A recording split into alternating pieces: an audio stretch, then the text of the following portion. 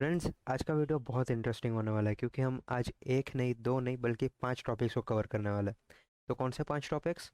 पहला, यूज़र का profile page कैसे बनाना है। दूसरा, यूज़र का डेटा उस प्रोफाइल पेज पे फेच करके कैसे लाना है, साथ में उसका मेटा डेटा भी कैसे लेके आना है। तीसरा, उसके डेटा को यहाँ पे अपडेट करने की फंक्शनैलिटी उसे कैसे प्रोवाइड करनी है। चौथा, हमारा जो प्रोफाइल पेज है उस प्रोफाइल पेज को अगर कोई विजिटर एक्सेस करने की कोशिश करे तो उसे लॉगिन पेज पे कैसे रिडायरेक्ट करना है। और उसका ही उल्टा, अगर हमारा कोई लॉग्ड इन यूज़र हमारे रजिस्टर या लॉगिन पेज को एक्सेस करने की कोशिश करे तो उसे वापस अपने प्रोफाइल पेज पे कैसे लेके आना है। और पांचवा, हमारे यूज़र को लॉग आउट करवाने के बाद हमारे वर्डप्रेस का डिफ़ॉल्ट लॉगिन पेज नहीं, हमारा कस्टम लॉगिन पेज कैसे लेके आना है। आज हम ये सारे टॉपिक्स कवर करने वाले हैं। तो फ्रेंड्स, चले स्टार्ट करते हैं आज का वीडियो। फ्रेंड्स, आज का टॉपिक स्टार्ट करने के पहले मैंने कुछ चेंजेस किए हमारे लास्ट कोड में, तो वो मैं आपको पहले दिखा देता हूँ।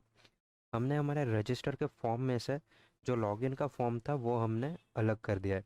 ठीक है, तो हमारा ये रजिस्टर का फॉर्म आ गया है और हमारा जो लॉगिन का फॉर्म है हमने उसे लॉगिन पेज में अलग से रख दिया है। ठीक है, ये रहा। तो कोड में क्या चेंजेस किया हमने? हमारे पास यहाँ पे रजिस्टर का शॉर्ट कोड था, हमने सेम टू सेम एक लॉगिन का शॉर्ट कोड बनाया। उसमें हमने login dot P H P को यहाँ पे इंक्लूड करवा दिया है। तो login dot P H P में कौन सा कोड है? Login dot P H P में हमारा जो डिव था लॉगिन फॉर्म का, जो हमने पहले हमारे रजिस्टर पेज में लिखा था, यहाँ पे मैं दिखा देता हूँ आपको। यहाँ पे था, दो डिव थे यहाँ पे, एक रजिस्टर फॉर्म का, एक लॉगिन फॉर्म का। तो लॉगिन वाला जो डिव है उसको मैंने उठा के login dot P H P में रख दिया। ठीक है, तो ये चेंजेस थे कुछ, वो मैंने आपको दिखा दिया कैसा है। तो आज का टॉपिक स्टार्ट करते हैं। तो हमें यूज़र का प्रोफाइल बनाने के लिए सबसे पहले एक काम करते हैं कि यूज़र के प्रोफाइल के लिए एक शॉर्ट कोड बना लेते हैं। ठीक है, तो मैं यहाँ पे नीचे चलूँगा।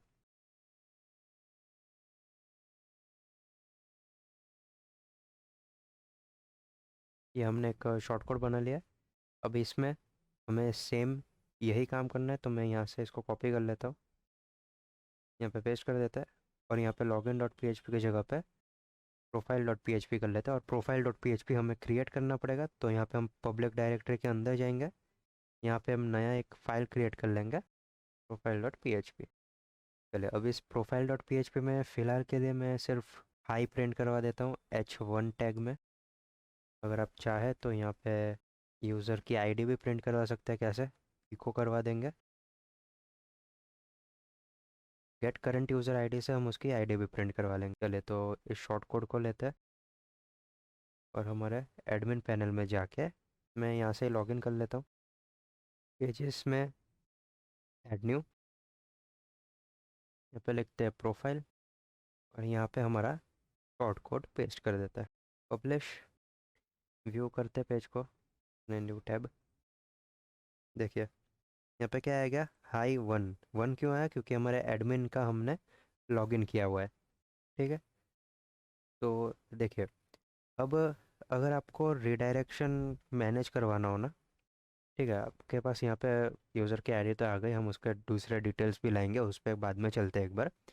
एक बार देख लेते हैं कि अगर कोई यूज़र ये जो प्रोफाइल वाला पेज है इसको डायरेक्टली एक्सेस करने का ट्राई कर रहा हो, तो वो आप कैसे उसको रिस्ट्रिक्ट करेंगे।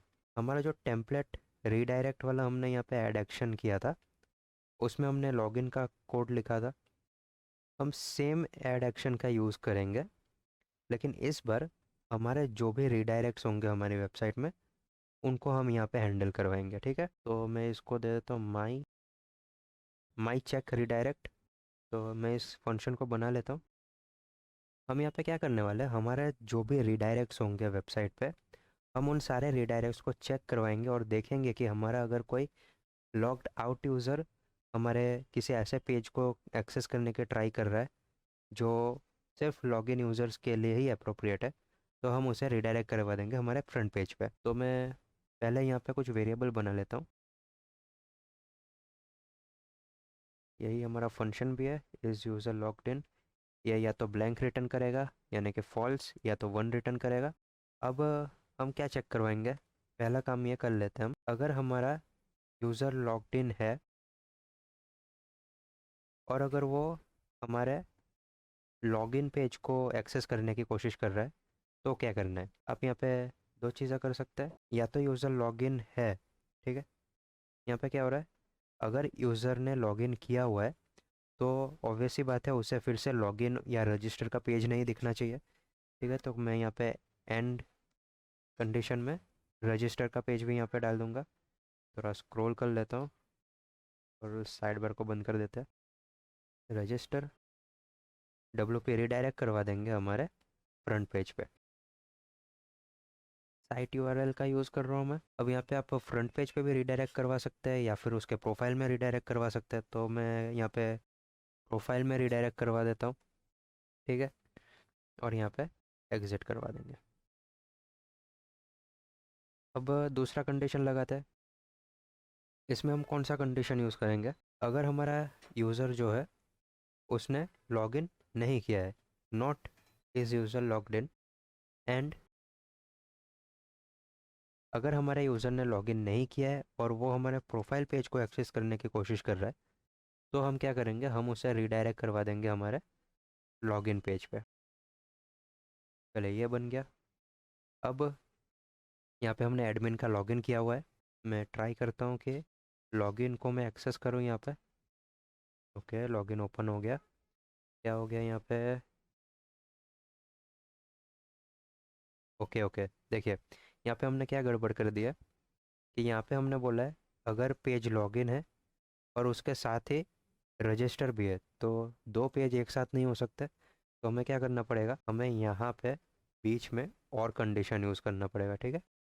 तो अंडरस्टैंडिंग के लिए ये जो पूरा पार्ट है इस पेज वाला, इसको मैं ब्रैकेट में डाल देता हूँ। तो क्या हो गया, ये हमारा कंडीशन का एक पार्ट हो गया और ये हमारे कंडीशन का दूसरा पार्ट हो गया। चलो एक बार फिर से ट्राई करते हैं, लॉगिन को रीलोड करते हैं।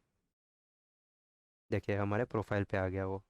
मैंने अगर लॉगिन किया हुआ है तो मैं रजिस्टर में भी नहीं जा सकता और लॉगिन के पेज पे भी नहीं जा सकता। लेकिन अगर मैंने लॉगिन नहीं किया हो और मैं प्रोफाइल पेज को एक्सेस करने का ट्राई करूँ तो क्या होगा, देखते हैं।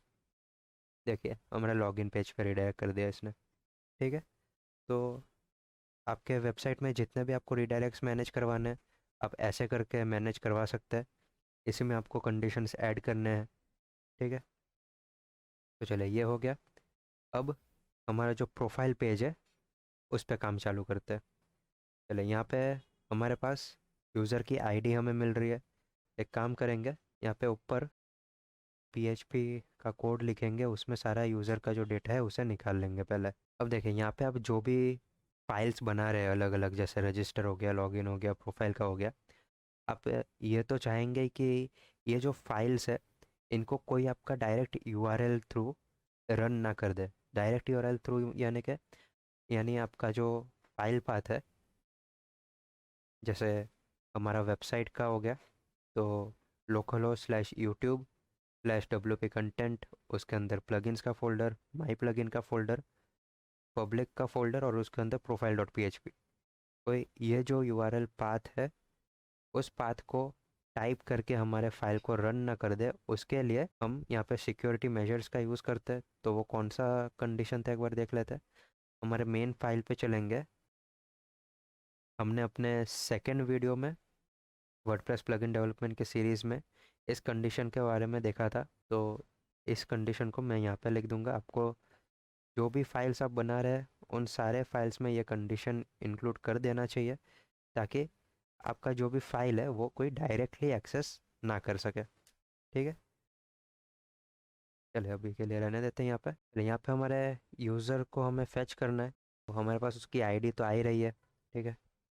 इस फंक्शन में उसकी आईडी है हमारे पास, तो मैं यहाँ पे ले लूँगा यूज़र आईडी। ये फंक्शन पास कर देता है।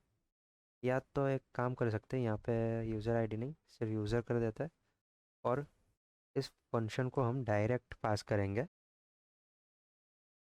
गेट यूज़र डेटा एक ही आर्ग्यूमेंट लेता है, वो है यूज़र की आईडी। अब यह फंक्शन जो रिटर्न करता है, अगर सक्सेसफुल रिजल्ट आता है तो वो यूज़र का ऑब्जेक्ट रिटर्न करेगा। अगर रिजल्ट नहीं मिलता है उसे कोई, उसे जो भी करंट यहाँ पे आईडी पास हुई है उस आईडी का एसोसिएट यूज़र नहीं मिलता है तो वो फॉल्स रिटर्न करेगा। ठीक है, तो यहाँ पे हम चेक करवा लेंगे, user is not equal to false, तो हमें हमारा जो भी काम है वो करना है। ऐसा कर लेंगे और हमारा जो HTML है उसके बाद यहाँ पे इफ़ कंडीशन को क्लोज कर देंगे। चलिए ये हमने क्लोज कर दिया। अब हमें यूज़र के दूसरी डिटेल्स कैसे मिलेंगे? हमारे पास यहाँ पे यूज़र का ऑब्जेक्ट मिल गया है। तो मैं एक बार आपको ये जो ऑब्जेक्ट है इसे इको करवा के दिखा देता हूँ कि हम फ्री टैग का यूज़ करेंगे, क्योंकि ये ऑब्जेक्ट है तो हम प्रिंट आर यूज़ करेंगे एरे को प्रिंट कराने के लिए। ये चलते हैं, लॉगिन करते हैं यहाँ पे। ओके, ये फ्रंट पेज पे रिडायरेक्ट हो गया, वो ऐसा क्यों हुआ? एक बार चल के हमारे जो लॉगिन वाला फंक्शन था वो ये रहा यहाँ पे। मैं फिर से साइड बार को बंद करना भूल गया। ठीक है, लॉगिन वाला जो हमारा फंक्शन था जहाँ पे हम लॉगिन करवा रहे थे यूज़र को, वहाँ पे हमने यहाँ पे रीडायरेक्ट करवाया हुआ था। ठीक है, तो हम क्या करवाते हैं, साइट यूआरएल पे, मतलब जो हमारा वेबसाइट का रूट है वहाँ पे रीडायरेक्ट करवा रहे थे। तो अब मैं क्या करूँगा, यहाँ पे भी प्रोफाइल पे उसे रीडायरेक्ट करवा दूँगा। ठीक है, फ़िलहाल के लिए मैनुअली चले जाते हैं यहाँ पे। हमें यहाँ पे यूज़र ऑब्जेक्ट में डेटा मिल रहा है, उसकी आईडी, लॉगिन, पासवर्ड, निकनेम। अब आप बोलेंगे कि फर्स्ट नेम, लास्ट नेम और टाइप हमने जो इंसर्ट करवाया था वो कैसे मिलेगा? तो सिंपल है, आप यहाँ पे चलते प्रोफाइल में, हाँ, आप यहाँ पे को करवा दीजिए गेट यूज़र मेटा, वो भी यूज़र की आईडी लेगा। तो एक काम करते हैं, हमें यूज़र की आईडी का काम लगने ही वाला है बहुत सारा, तो यहाँ पे हम अलग से उसके लिए वेरिएबल बना लेते हैं। यूज़र आईडी को लेके इसके अंदर पास कर देते हैं। ठीक है, तो फिर भी पास करके हमें कौन सी आईडी चाहिए, टाइप करके देखते हैं। यहाँ पे हाई 9 आ रहा है लेकिन टाइप प्रिंट नहीं हुआ, एक बार डेटाबेस में चेक करेंगे।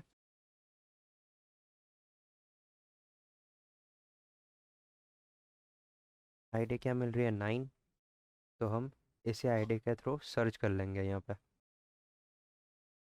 ओके, तो हमारा जो ये यूज़र है उसमें टाइप सेट नहीं हुआ है, तो एक काम करते हैं, यहाँ पे हम चेक कर लेते हैं कि टाइप किस में सेट हुआ है। ओके, 11 और 13 इन दोनों यूज़र के पास हमारा टाइप है, तो चेक करते हैं 11 कौन है। ओके, प्रग्नेश की आईडी है ये। तो एक काम करेंगे, यहाँ पे लॉग आउट कर लेते हैं, वापस से चलते हैं हमारे लॉगिन पे। हमारा यूज़र आ गया और देखिए यहाँ पे फैकल्टी प्रिंट हो गया। ठीक है, ये हमारा यूज़र मेटा डाटा मिल गया। अब हमारे पास दूसरा और कौन कौन सा है तो देखते हैं। फर्स्ट नेम है, तो फर्स्ट नेम ले लेंगे हम। यहाँ पे काम करेंगे, यहाँ पे ये जो सारी चीज़ें हैं इनको वेरिएबल में स्टोर कराते हुए चलते हैं।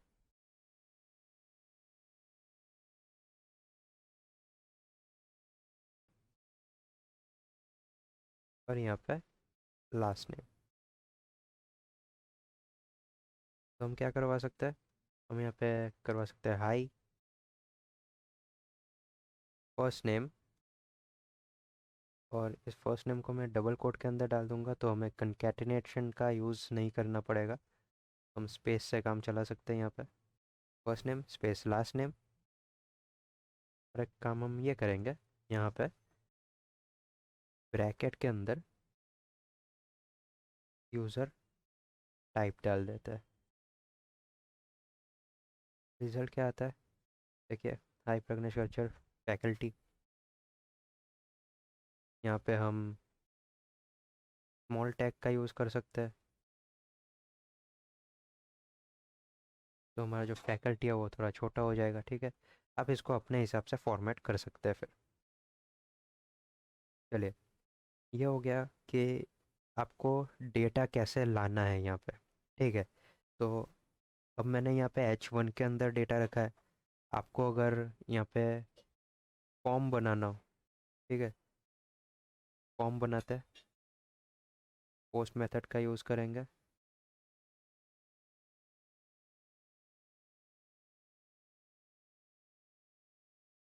अब देखिए यहाँ पे हमने एक फॉर्म बना लिया छोटा सा। उसमें हमने फर्स्ट नेम और लास्ट नेम रख दिया है। अब मैं चाहता हूँ इसको अपडेट करवाना है। तो मैंने एक यहाँ पे सबमिट बटन बनाया है, जिसका नेम मैंने सेट किया है अपडेट। और इसका जो वैल्यू है, मैं यहाँ पे वैल्यू में क्या करूँगा, ये जो हमारा यूज़र आईडी है, मैं उस यूज़र आईडी को यहाँ पे पास कर दूँगा। ठीक है। तो जैसे ही हमारा अपडेट वाला जो बटन है वो सेट होगा, हमें उसमें से ही हमारा यूज़र आईडी भी मिल जाएगा। आप चाहे तो यहाँ पे हिडन इनपुट फील्ड का भी यूज़ करके ये काम कर सकते हैं, लेकिन मैं यहाँ पे सबमिट बटन में उसकी वैल्यू डाल दे रहा हूँ। ठीक है। तो चलते हैं, यहाँ पे हम अपना वैल्यू सेट करवा लेते हैं। एक बार देखते हैं फॉर्म कैसा दिख रहा है यहाँ पे फ्रंट एंड में हमारे पास। ठीक है, फर्स्ट नेम लास्ट नेम और यहाँ पे हमारी वैल्यू यहाँ पे प्रिंट हो रही है। ओके ठीक है। ये थोड़ी गड़बड़ हो गई, मैंने ये तो सोचा ही नहीं कि यहाँ पे वैल्यू तो सामने दिखाई देगा। हिडन फील्ड का यूज़ कर लेते हैं अभी, और क्या। हमने हिडन फील्ड में हमारे यूज़र की आईडी सेट कर दी है। अब देख लेते हैं एक बार फॉर्म को।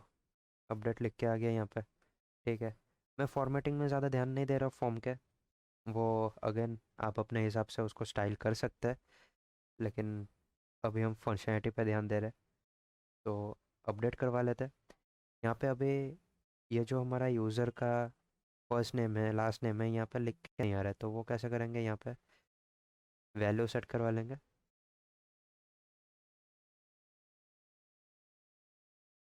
ठीक है। इसी को मैं कॉपी कर लेता हूँ और हमारे लास्ट नेम में भी रख देते हैं इसे, एल नेम। ठीक है। तो अब आप यहाँ पे दूसरे सारे फील्ड्स भी यहाँ पे ला सकते हैं अपने, अगर जो आपने अगर दूसरे कोई फील्ड्स इंसर्ट करवाए होंगे यूज़र के साथ, तो वो सारे फील्ड्स को भी आप यहाँ पे ला सकते हैं। मैं यहाँ पे नेम और लास्ट नेम लेके आ गया हूँ। अब अगर यूज़र ने वो फील्ड यहाँ पे इनपुट किया होगा उसने अपने प्रोफाइल में, तो उसकी वैल्यू यहाँ पे दिखाई देगी। अगर नहीं किया होगा तो ब्लैंक आ जाएगा यहाँ पे। ठीक है। तो अब देख लेते हैं कि अगर वो फॉर्म को सबमिट करता है तो कैसे हैंडल करना है हमें।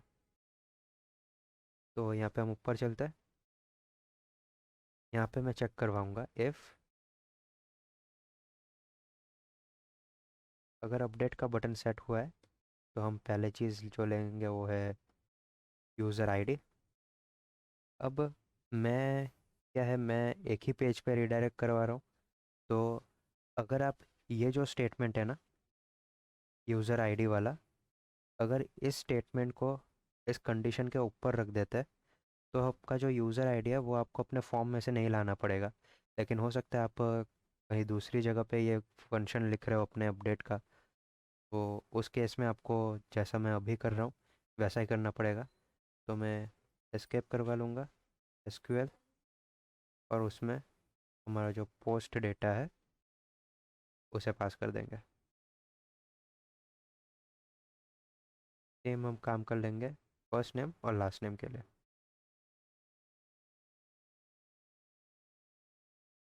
ठीक है। हमें हमारे तीनों डेटा मिल गए जो जो चाहिए था हमें।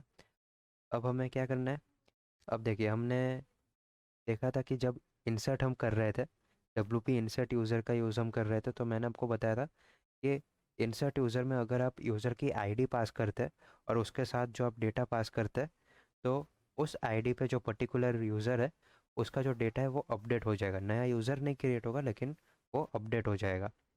और लेकिन अगर आप use W P insert user में आईडी पास नहीं करते, तो एक नया यूज़र क्रिएट हो जाएगा।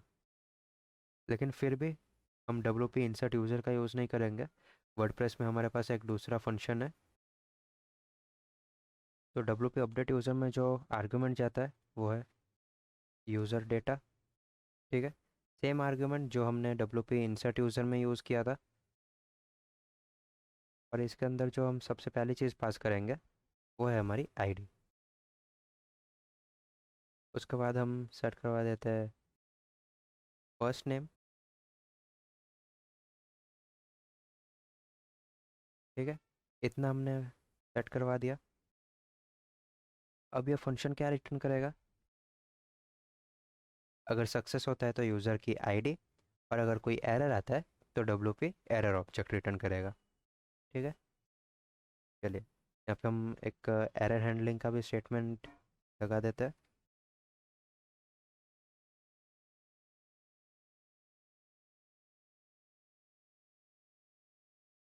और जो हमारा एरर मैसेज है उसको इसके बाद हम प्रिंट करवा देंगे।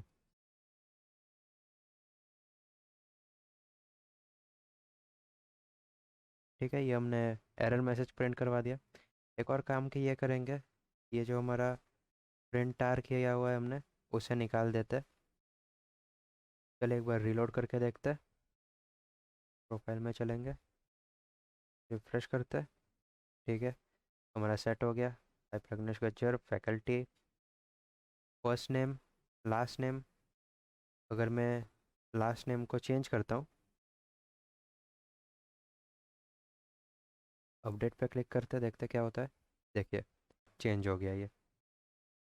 फिर से चेंज करते हैं, ये हो गया। अब एक और क्या चीज़ है, ये जो एडमिन बार आ रहा है, अगर आपको इसको हटाना हो, ये जो ब्लैक कलर का बार आ रहा है, अगर आपको वो हटाना है तो वो आप कैसे हटा सकते हैं? तो उसके लिए हमें क्या करना पड़ेगा, हमें हमारे रजिस्टर के कोड को थोड़ा मॉडिफाई करना पड़ेगा। यहाँ पे हम अपने रजिस्टर के कंडीशन में चलेंगे, जहाँ पे हमने अपना यूज़र का मेटा डेटा क्रिएट किया था ना, वहाँ पे हमें एक और चीज़ करना है। हमें एक एग्जिस्टिंग मेटा डेटा को अपडेट करना है, तो वो कौन सा होगा? तो पहला तो हम करते हैं कि रिज़ल्ट को पास कर देते हैं यहाँ पे। रिज़ल्ट में हमारे यूज़र की आईडी आ रही है यहाँ से। ठीक है, तो हमने यूज़र की आईडी पास कर दे। अब जिस वैल्यू को हमें अपडेट करना है, जिस मेटा डेटा को हमें अपडेट करना है, वो उसका की लिखेंगे, तो वो है तो एडमिन बार फ्रंट।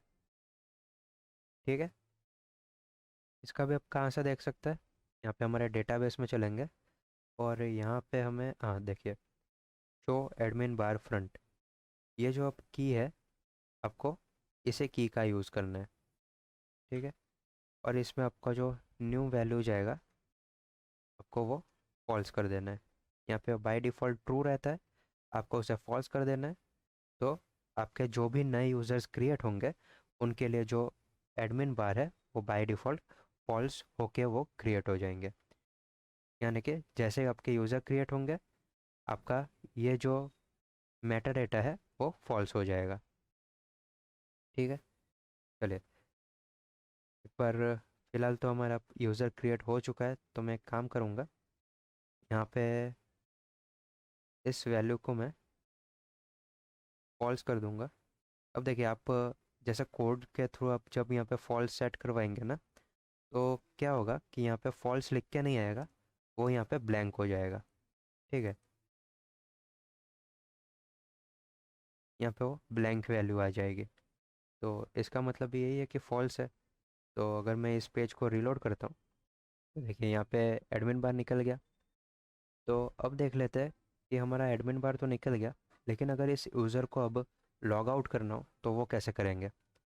तो एडमिन बार में हमारा लॉग आउट का लिंक आ रहा था, तो लॉग आउट के लिंक के लिए हम यहाँ पे अपने प्रोफाइल के पेज पे चलेंगे, और मैं पहले एक बार इको करके दिखा देता हूँ कि हम लॉग आउट का लिंक कैसे जनरेट करेंगे। तो हम एक सिंपल फंक्शन का यूज़ करेंगे, डब्ल्यू पे।